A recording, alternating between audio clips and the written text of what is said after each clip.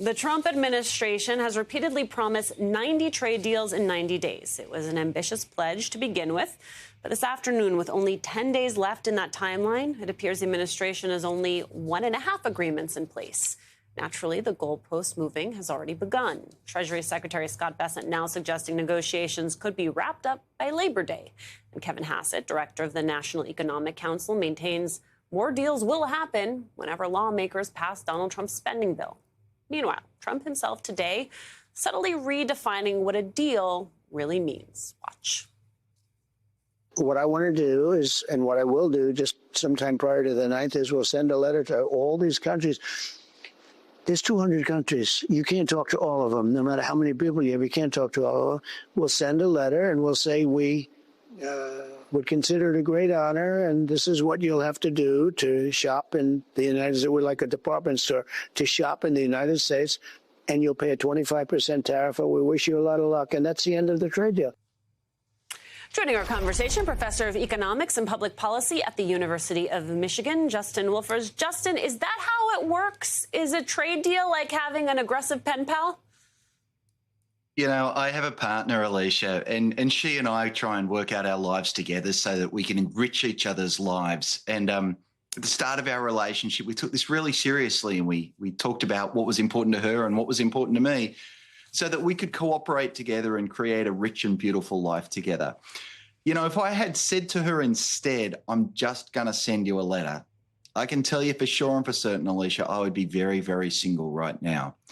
And there's actually a really good analogy between personal relationships and trade relationships. Both are about trying to find ways where we can cooperate and make each other better off. And if you refuse to get in the room and talk, you're never going to be able to find those ways we can make each other better off.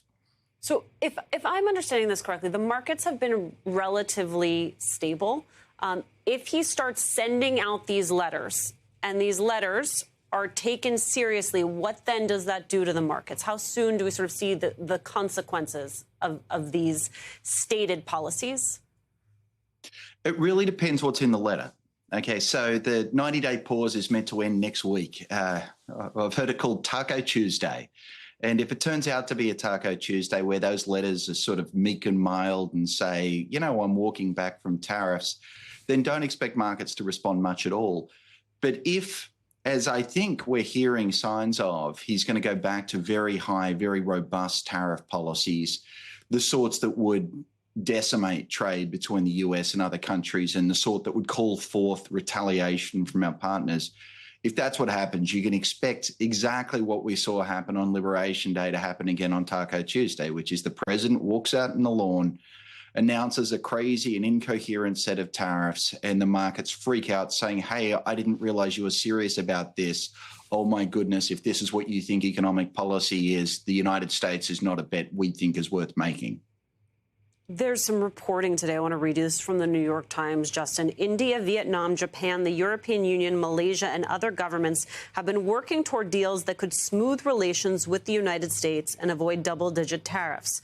But the Trump administration has been moving forward with plans to impose another set of tariffs on certain industries that it views as essential to national security, a threat that has foreign leaders worry that there could be more pain ahead. What do you make of that reporting?